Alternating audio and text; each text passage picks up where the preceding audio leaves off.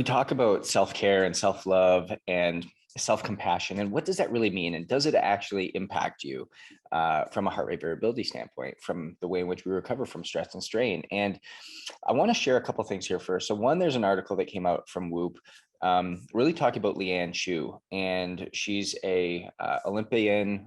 She's an Olympic badminton player, and she actually went through this journey of understanding that self-care and self-love were necessary to actually enhance recoveries from the training for the Olympics. And it was amazing to see the results that she had. And I'll pull up another kind of subjective test that I do. You know, in these videos, I always show studies, articles, and then obviously some work that I do on myself. And this week right in here, February 24th to, or pardon me, February 26th to March 4th is important because it's my wedding day. This day right here, this Saturday was the day Elise and I got married. And so over the course of this week, we had family in town. We had all of these. We were preparing for our retreat in Costa Rica. We were preparing to leave to go to Costa Rica. And it would have been really easy for us to not focus on ourselves. But there was a lot of things that kind of didn't flow as normal. And it could have been really easy to get upset or down on myself. But instead, because self-love and this mindfulness practice is so ingrained in my habits and routines, we see that I was able to maintain really high HRV numbers, even in a crazy and chaotic state.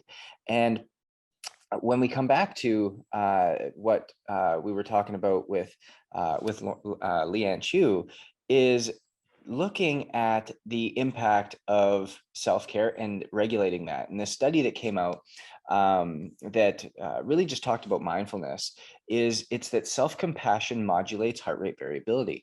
And thus, when we're able to focus on those things and able to give ourselves that level of self-compassion, self-love, it enhances our ability to handle stress mentally, physically, spiritually, emotionally that are being thrown at us, whether it's like Leanne, and it's being able to recover from those training bouts for badminton at the Olympics, or whether it's with myself and being able to handle the stress and strain of planning and travel and the biggest event of my life, knowing that stress and strain can be adopted or adapted to in a better way with the use of self-care, self-love, self-compassion, something that we might want to look at and how do we implement it into our life.